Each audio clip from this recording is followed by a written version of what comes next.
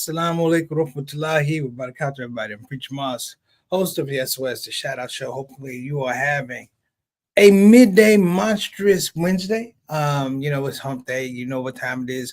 We're here from 5 to 5:30 here on the Shout Out Show. That's Central, 6 to 6:30 on East Coast, and of course 3 to 3:30 on the West Coast.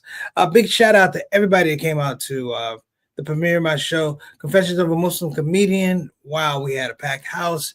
We had diverse people. Shout out to my sister Felicia Chappelle, my dear brother Moses the Comic, my other brother Jawad Abdul Jabbar. Shout out to Islam in Spanish, all our sponsors, Olive Branch, Omar Kawaja, all the area masjids, Just Pack. We had everybody in Manor Trust Funds. We had everybody in the house. And shout out again to Mate, Muslim Singles. They came out in full force. Alhamdulillah. I want to give a shout out to my brother Rick, sister Kina, brother Muhi. Kawaju came out. Shout out to my mom and her crew, sister Ree, and I can't remember Ree's friend's name because I'm getting old. Shout out to Imam Qasim Khan. But we have folks in the house, big brother Farouk Shamsi. Of course, we had sister Fatima. We had the Olive Branch crew in the house, sister Khadija Diallo. I mean, it goes on. And a shout out to my main man, Chicago Young Muslim Bull, my main man, brother Anif from Chicago came out to support. We just had a wonderful time. Shout out to Islam in Spanish, Mujahid Fletcher and his family, my main man, Alex Gutierrez, who came and brought the whole thing together. And shout out to our video guy, Jake Chapman. We got a lot of shout outs. That's all I'm saying. We got a lot of shout outs. I did not start the IG, but I'm going to do it right now because you're doing all the shout outs. So, and we also want to send out condolences to one of our Shout Out Show family. That'd be Sister Ree. She lost her grandmother. We appreciate you. Hearts and prayers go out. We pray that, she's doing well. And I'm going to get to the crux of it. I got some people in the Shout Out. Some Shout Out Show family people I gotta give some love to. And I'm going to do that momentarily. Listen, our topic today is the Fiqh of MAGA. Now, before people go all over, oh my God, he used the word fiqh. Fiqh means nothing more than deep understanding. So we're going to talk about the Fiqh of MAGA. Now, what we're going to do is going to kind of dissect some things you've heard, some things you haven't heard, some things you know, and I'm going to put it out to the general public to start beginning to form your own opinion of this thing. The reason why I talk about MAGA, because MAGA has given a particular president a platform, a particular politicians a platform that's both Democrat and Republican, GOP, a particular platform by which many of them feel as though they can express their politics. What we don't have is a competing platform, and I'm going to tell you why. Because MAGA is the closest thing to a political action committee that you're ever going to see. It's actually a miracle in terms of modern politics. It's actually a miracle the way this thing has formed. That's number one. Number two is I want to make it clear I'm going to be at Baltimore, Maryland, Mass Ignorant Convention. I won't be performing at Mass, but across the street with Mate Singles, I will be performing a special comedy show. That will be from 5:30 to 7 on May the 24th. May the 23rd, I'm going to be in Charlotte for a special benefit. You guys remember I talked about the situation with the young girl in Charlotte, young lady in high school who was brutally assaulted by another young man in her class. Very, very graphic pictures, bruises, broken bones in her face. We're going to have a little bit of a almost like not a fundraiser, but we got your back kind of show for her and her family. So if anybody's in the Charlotte area on May the 23rd, please come through. And if you're in Baltimore, even if you go to Mass Ignorant, we got a show across the street at the Holiday Inn, 17, I think, 01 Russell Street, Holiday Inn. We hope to see you there. So let's get to this whole idea of the Fiqh of MAGA. The two things that we all need to know when we start talking about MAGA. One is American history, and the other one is European history. The scope of European history not being taught here in the United States and the impetus of American history specifies that we talk about wars, disputes, battles, if you will, whereby American aggression wins. when you talk about European history, you're talking about European aggression that went against each other. You're talking about France against Germany. You're talking about England against Spain. You're talking about all of these things on over to China, Kublai Khan, and the Mongols.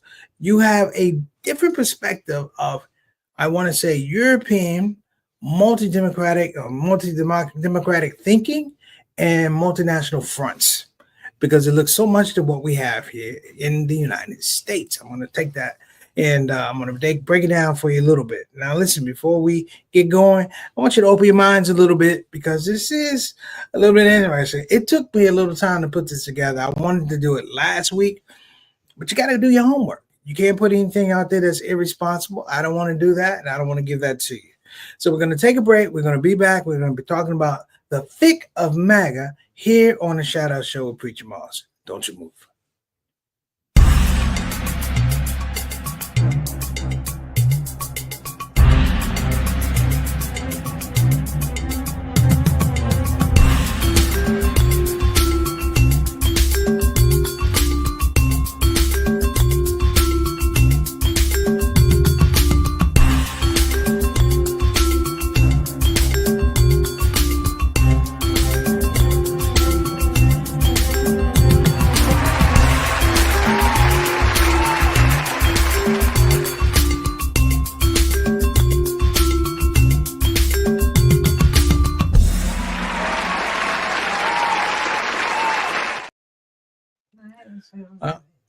All right, everybody. Listen, welcome back to the Shout Out Show with Preacher Moss. First of all, I want to give a shout out to all the Shout Out family that came out to see the show at Islam in Spanish. Confessions of a Muslim Comedian, Volume 2, No Fears, Allah is Here. I want to give a shout out to my big brother, Bilal Salahuddin, and his queen, Sister Sonia Dalton Salahuddin, who were representing in the house. It was amazing seeing you two brothers. And also, thank you for bringing my queen, your queen. We had a great time. Sister Sonia said, shout out Mama Moss. Mama Moss was in the house. We had one big group. Well, y'all had one big group hug. You didn't allow me into it. But that's okay. That's okay. I'll live. I'm going to be all right. All right. We'll give a shout out, of course, Sister Ree. Like I said, Sister Ree is dealing with. I know, ma. Yes. So Sister Reed's grandmother passed, and we wish her the best. We don't know if she's going back to Alabama, when she's going, but let her know in your prayers and du'as that we are with her. Okay, and we also want to, hey, what's going on, Sister Reed? How you doing, family? Want to also give a shout out to my main man, Altaf Rashid. Wa alaikum assalam rahmatullahi wa barakatuh, dear brother. Tuning in all the way from Toronto, Canada, if you will, of course. One of our day ones. Good to see you, brother. We wish you were at the show as well, man. It was so we had some good representation from the Shout Out Show family. I was personally touched. All right. Want to give a shout out also to Sister Satana Whitfield. As I was thanking people for all the work that they did. I want to take a moment and thank our executive director for all the energy. And I want to say energy and creativity that she puts into these shows. You know, she's in New Jersey, but she's on the ground when we get there, and her work is impeccably shown throughout. I was so happy when we had the graphic walking in. I'm like, that's Satana's vision. You know, some people might have touched it up a little, but that was her vision. That's how that's how we get here. You know, teamwork makes a dream work, but creativity is never a mystery. We're working together. Okay, then also, so we give a shout out. Hey, how you doing, Sister Sonia? She said, hello, Mama Moss. Hello, sweet. We got her over in the corner. We got Mom over in the corner hanging out. So, did I miss anybody? I hope I didn't miss anybody. Sister Felicia Chappelle dropped in. Thank you, Felicia. She dropped 2 spoken word pieces. You know, I was in. Shout out to my main man, Ali Malik. He was a trooper. And going around with a busted knee. I mean, we had everything and anything. I also want to give a shout out to Chef Susie, who came through with the Halal Guyanese Caribbean food truck. That food was a hit. In fact, me and my mom had some just yesterday. It was amazing. And I think we got a couple people on. Okay, all right, we got a couple people on IG. Anwar Saeed, Assalamu alaikum wa rahmatullahi wa barakatuh. Salahuddin Madi, wa alaikum assalam wa rahmatullahi wa barakatuh. Real Jake Prince, how you doing? Assalamu alaikum. Khalif Amar, assalamu alaikum wa rahmatullahi wa barakatuh. LA Use, one join, how you doing, beloved? Appreciate you. The Queens beloved. All right. Wa alaikum assalamu alaikum wa rahmatullahi wa barakatuh. Saima Akan join and Mind 00 join. All right. So I think we got a fair amount of people in. So let me start in my topic.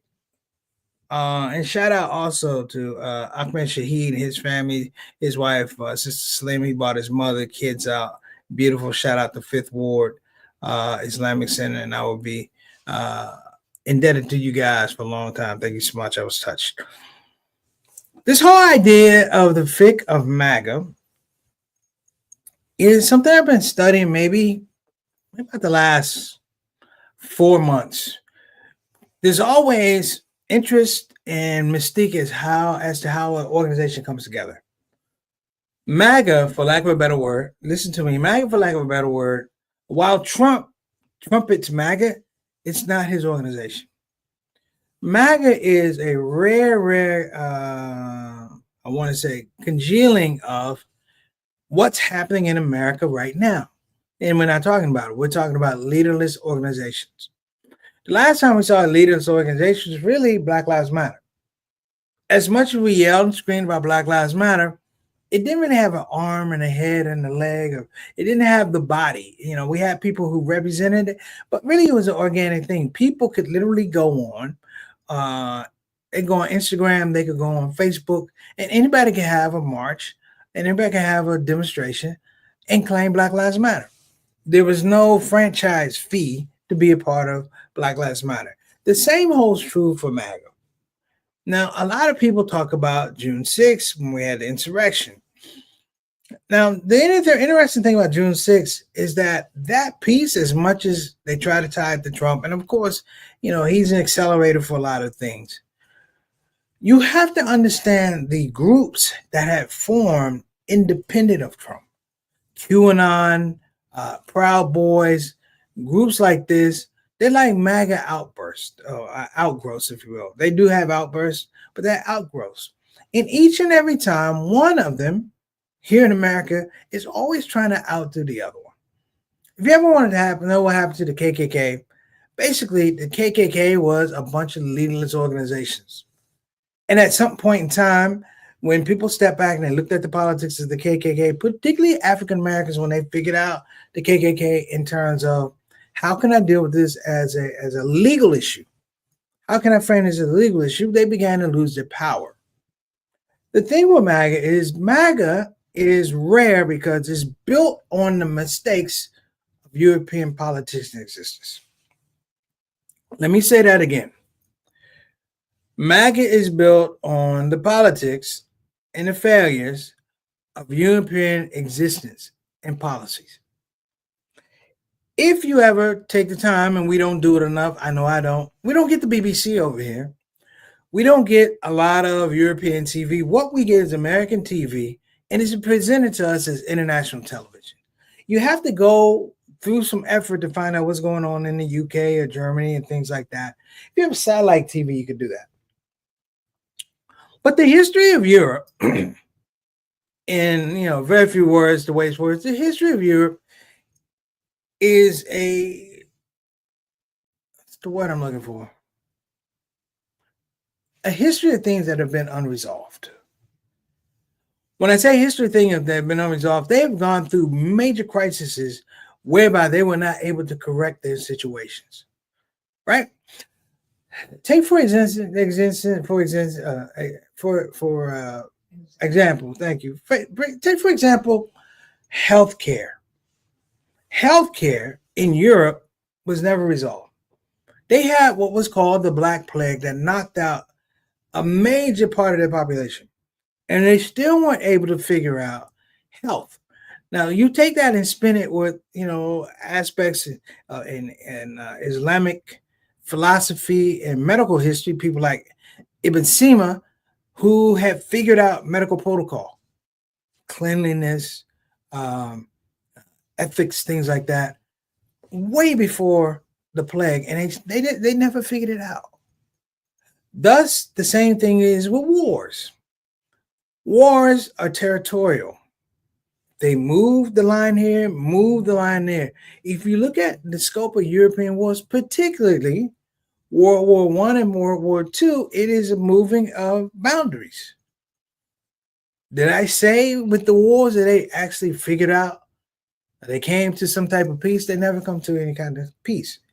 There's a surrender, but there's never really a peace. Listen to what I'm saying. There's a surrender, but there's never really a peace. And because of that, these things are unresolved. When you flash forward, when you look at MAGA, MAGA is an American rendition of Europe in terms of things that are unresolved. Whiteness in America, you can call it white supremacy if you want to. Whiteness in America has been a thing where it's always been unresolved because whiteness is a construct that doesn't really work. It comes from all these countries. These people have quote unquote white skin or light skin, but they come from Germany. They come from Switzerland. They come from the UK. They come from Italy. And the skin does not help them resolve aspects of European history. When they get here, what do when they get here? They fight. They argue.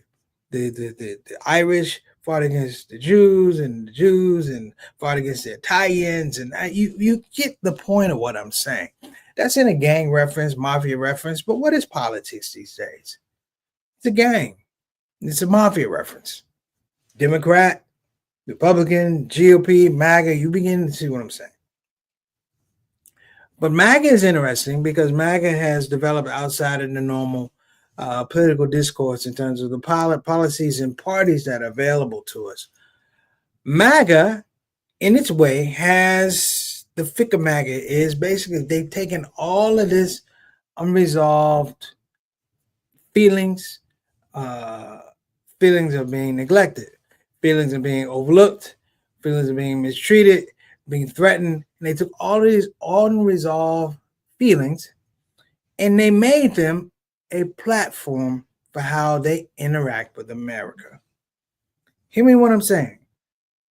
They made it a platform of how they interact with America. But here's the deal. Only they're America.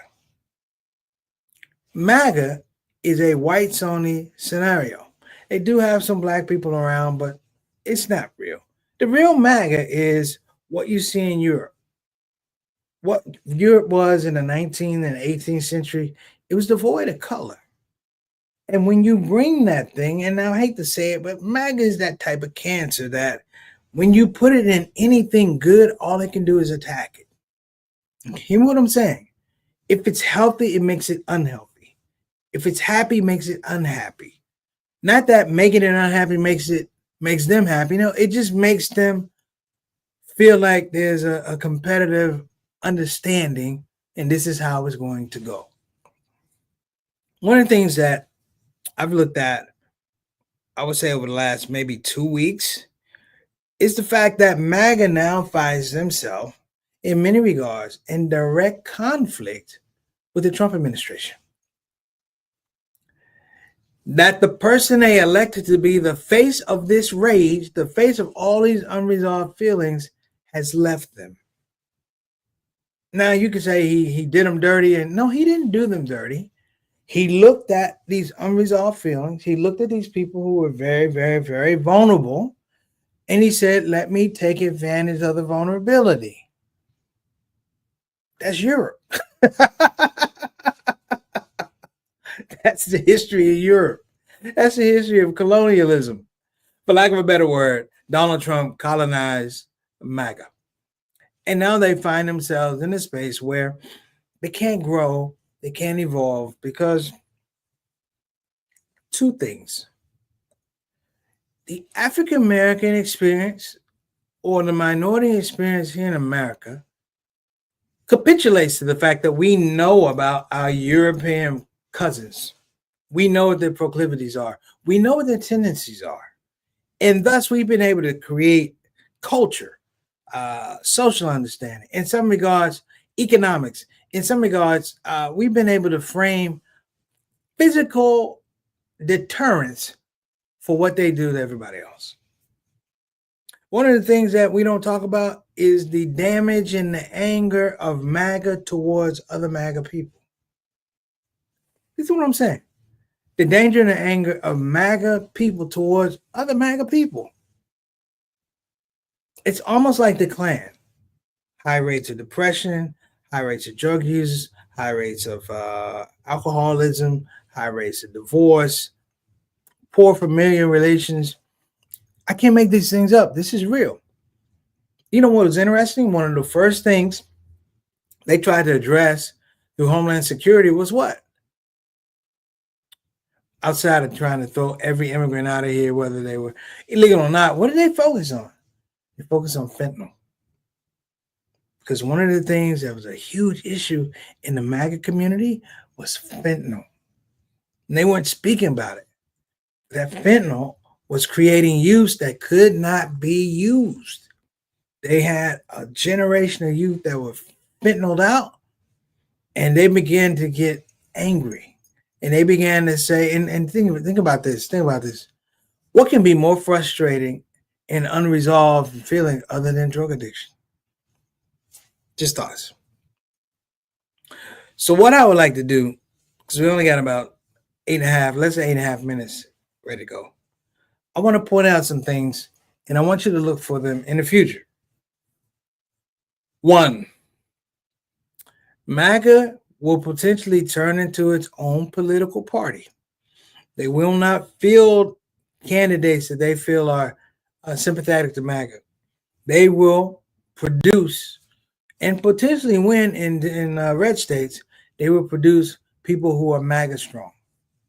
This is the innovation, because what is happening now with the Trump administration and what's happening with the GOP is that they've lost the ability to organize at the local level. That these people that they left to fester, they festered. The people that they left to be hungry, they're hungry. They're not hungry now, they're starving. The people who are kind of thirsty, they're totally thirsty now. And the politics has changed. If you watch TV, you don't see a lot of GOP people having what? Town halls.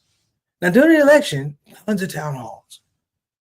But they're worried about being in town halls right now because this is a case of, like they say, mothers eating their young. This is what it is. And more importantly, they have no way around it. That's number 1. Number 2 is MAGA will mobilize. That's a part of the fiqh. They will mobilize. It's like mom and pop MAGAs. That the small little MAGA will get taken over by the bigger MAGA, and that MAGA will be taken on. I would predict, and I hope I'm wrong, that MAGA becomes a corporatocracy. Much the same as a corporation, MAGA as a leadless organization would take on the scope of a corporation and if you understand corporations are treated like people. And it would be along that line of thinking that MAGA has been treated like people. What kind of people, you guys? Now that's up to you. I said they were frustrated. I said they're isolated. They're underrepresented. They're undereducated. They're underemployed. They're underrepresented. Because MAGA is not that big, but the need is so huge. Hear me now. The need is so huge. The anger is so profound that, you know what? One person looks like 1,000 people. That's how deep the anger is. Now, I'm going to show you guys something at the end of this show. You've seen it before, but you begin to understand what MAGA is in conjunction with this administration. MAGA will not be allowed to sit still.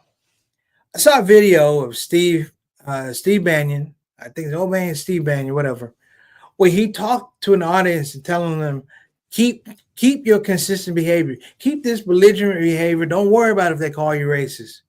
Embrace it. Don't almost saying, don't worry about if they call you a xenophobe. Embrace it. He's creating a pathway, brothers and sisters, just like the corporation, where people can be functional sociopaths. That they can't detect other people's pain to the point they won't even be able to detect their pain.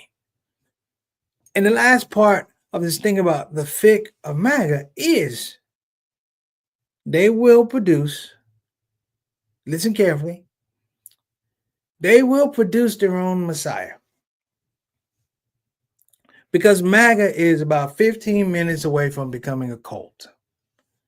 I don't know. I'm talking about Jim Jones and Guyana. I don't know if I'm talking about Branch Davidians. I don't know what I'm talking about. But MAGA is primed to have that one person come up and ruin the whole ball game in terms of American politics. Think about leaderless organizations. You don't know. Even when we watch ICE, think about ICE. We don't really know who runs ICE. ICE operates on its own. The people who are out in the field do what they want to. I just saw something about a young man who was at a gas station. They asked him, "Are you this person?" He said, "No." They said, "Well, we know you're not, but we're going to take you anyway. We're going to take you anyway." And they took him. They left his car, and his family had to find him. You know, he's down somewhere in Florida or whatever. But it's just that idea that the rage now has autonomy. It doesn't need law, doesn't need reason. It needs permission. So look, between this week and next week, I want you to watch the news.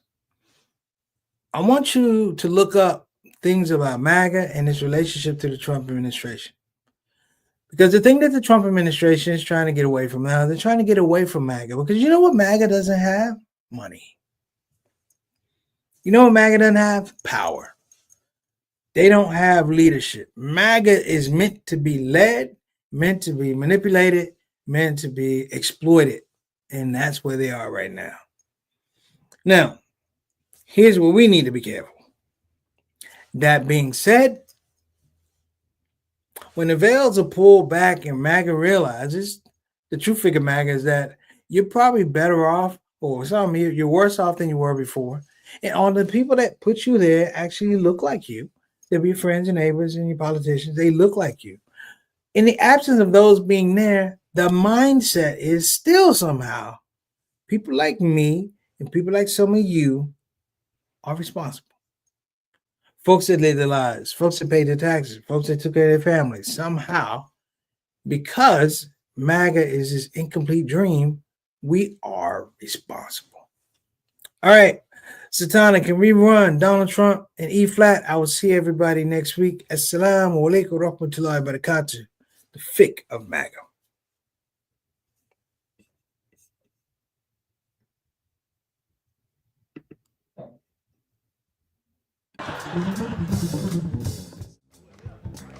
Everybody, we're back.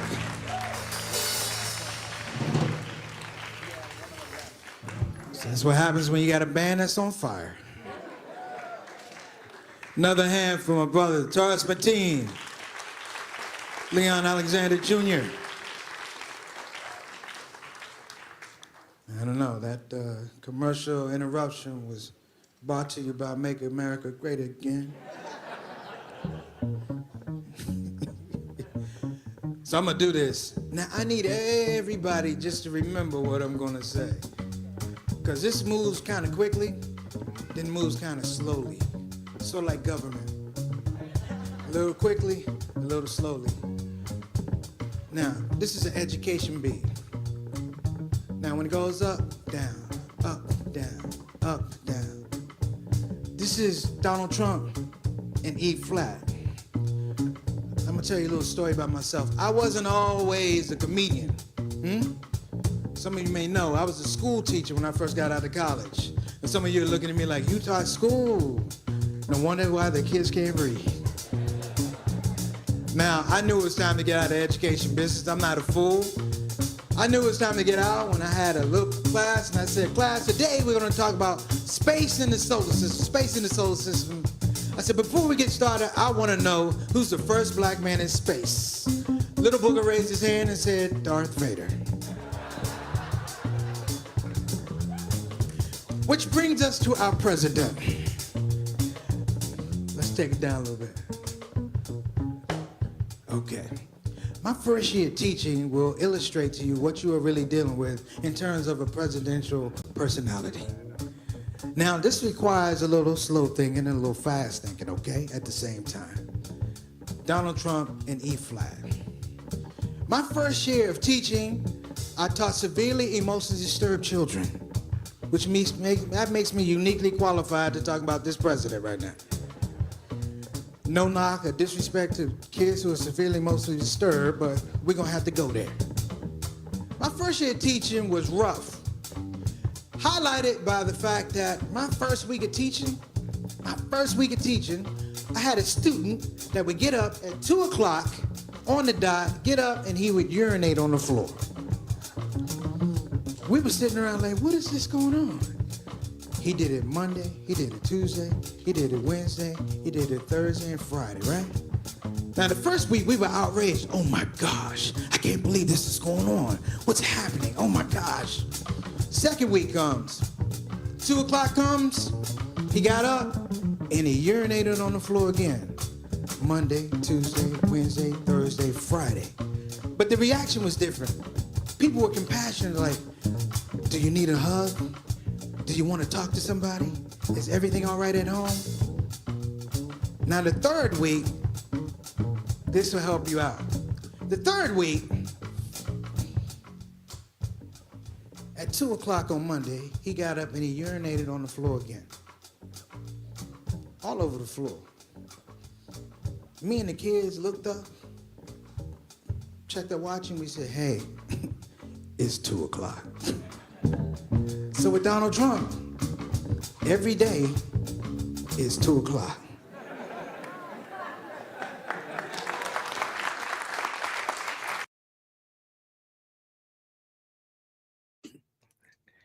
Assalamu alaikum warahmatullahi wabarakatuh. Thank you, everybody. I want to shout out some people who are still on Instagram. Sister Simon Khan, Brother Tonex from Charlotte. How you doing, beloved? I'll see you soon. Akbar Naeem Abdul, how you doing? Nourishing our home. And Sajid 1206. Tariq Abdul Kawali, how you doing? Assalamu alaikum warahmatullahi wabarakatuh. Kashaf, thank you for following us. September Group Media, Kashaf and one other, thank you so much. Appreciate your matrimony. We'll be seeing you guys in Baltimore. Faraz Ali, what's going on, beloved? Assalamu alaikum warahmatullahi wabarakatuh. And Taki, thank you so much for joining. Also, some of our shout out show family, I had to shout them out. Shout out, wa alaikum assalam warahmatullahi wabarakatuh. My main man, Eric Carter from South Kakalaki. Also, we got Brother JT Johnny L. Thomas. Wa alaikum assalam warahmatullahi wabarakatuh. And what's a shout out show with Big Brother, without Big Brother Rick, saying peace and love, family. Rick, shout out, salute, man. You did an amazing job in Houston for the show. I wasn't able to get this thing off the ground without you. Thank you so much for your support and all y'all support and love. Thank you guys so much. That's our shout out show for today. We will see you, inshallah, next Wednesday. Bye-bye now.